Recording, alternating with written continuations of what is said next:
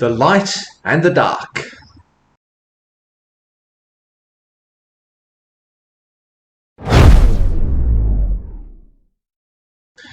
This whole train of thought today was actually triggered by a line I heard in a TV show the other night. I started watching a show called So Long Marianne, which is about a young Leonard Cohen. In that show, Cohen is asked whether he believes in God, and he says, yes, of course. He's then asked if he believes in the devil, to which he replies, the devil is God when he's drunk. I thought that was a great line. I later discovered that this is actually a paraphrase of a line from a song by Tom Waits called Heart Attack and Vine. Don't you know there ain't no devil, there's just God when he's drunk.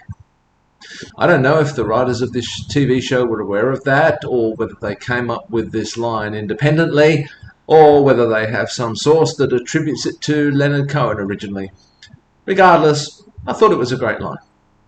Don't you know there ain't no devil, there's just God when he's drunk. I thought that was an interesting take on the whole problem of evil. That the devil was in fact another side of God.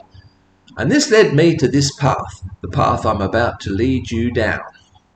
The Old Testament doesn't really have a concept of Satan or the devil as some kind of supernatural archenemy of God. Insofar as the word Satan appears in the Old Testament, it refers to a role in the heavenly court, something like a public prosecutor, rather than an individual being. It simply means adversary. In the later and largely post-biblical Judaism, this morphs into the demonic creature that we recognize in Christianity as Satan or the devil. But the Old Testament doesn't attribute the good things that happen in the world to a supremely good God, and the bad things that happen to an evil, demonic archenemy of God. It all comes from God. Indeed, in the book of Job, where this prosecutorial Satan figure appears most prominently, Job says to his wife when she complains, "You are talking like a foolish woman. Shall we accept good things from God and not trouble?" God was the source of all things, good and bad. Later Judaism, particularly the mystical strand of Judaism, in the Kabbalah for instance, wrestled with this darker side of God. I was always attracted to this mystical thinking, particularly as it found expression, for example, in the novels of Chaim Potok, and especially his novel The Book of Lights. In the Kabbalah, light symbolizes divine wisdom, presence, and the process of creation, while darkness represents divine concealment, spiritual exile, and the forces of chaos or separation from the divine. The relationship between light and dark is not one of absolute opposition, but of complementary forces within the mystical structure of reality. According to the Zohar, one of the foundational texts of Kabbalah, the Holy One, blessed be He, created light and darkness together, side by side.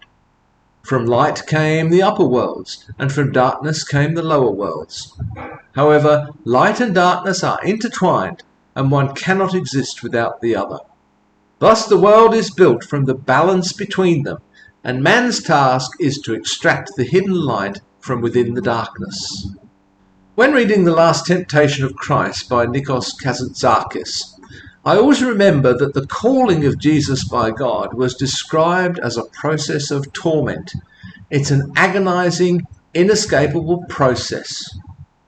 Kazantzakis describes it as an eagle clawing into Jesus' skull. And I quote, "The scream froze in his throat. He dropped the axe and pressed both hands to his head. An eagle had suddenly pounced upon his skull, dug its talons into his brain. He ground his teeth and rolled his eyes. His knees bent under him.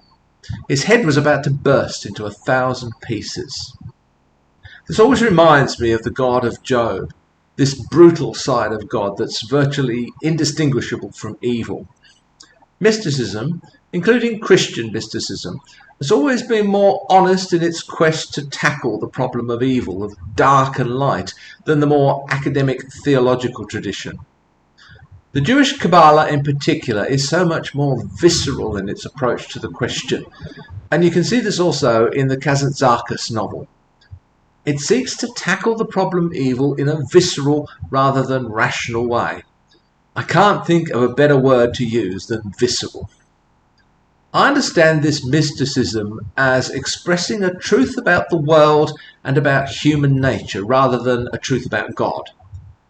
The world that feeds us is also the world that is constantly trying to kill us. In The Strange Case of Dr. Jekyll and Mr. Hyde by Robert Louis Stevenson, we tend to see Dr. Jekyll as good and Mr. Hyde as evil. But Mr. Hyde is only evil when he's separated out, so to speak, and without Hyde, Jekyll is weak. They're only as they should be when they're united. Light and dark are equally necessary. Mysticism projects these aspects of the natural world and of human nature onto the divine realm. It externalizes them, it mythologizes them. I think this is quite a useful process because it enables us to explore and examine these concepts, in a sense to experience them. These mystical projections of the natural world and the human psyche onto the divine are like a kind of Mercator projection. Just as the Mercator projection of the globe onto a cylindrical or flat surface enables us to envisage the world, so these mystical projections enable us to envisage these aspects of the world and of human nature. The question of evil is really a psychological and existential question rather than a rational one. It's something we feel in our guts, and maybe we solve it there too rather than in our heads. The world that feeds us is also the world that is constantly trying to kill us. Isn't that the core of our experience of being in the world? It's a kind of mystery, and the words mystery and mystical are related etymologically via the Greek root muein, which means to close or to shut. Jekyll and Hyde are the two sides of the arch that hold each other up.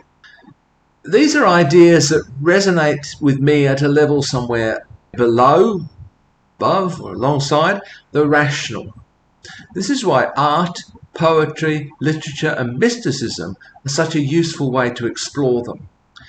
Both sides of the problem of evil debate will continue to raise various rational arguments, and each side will continue to fail to convince the other.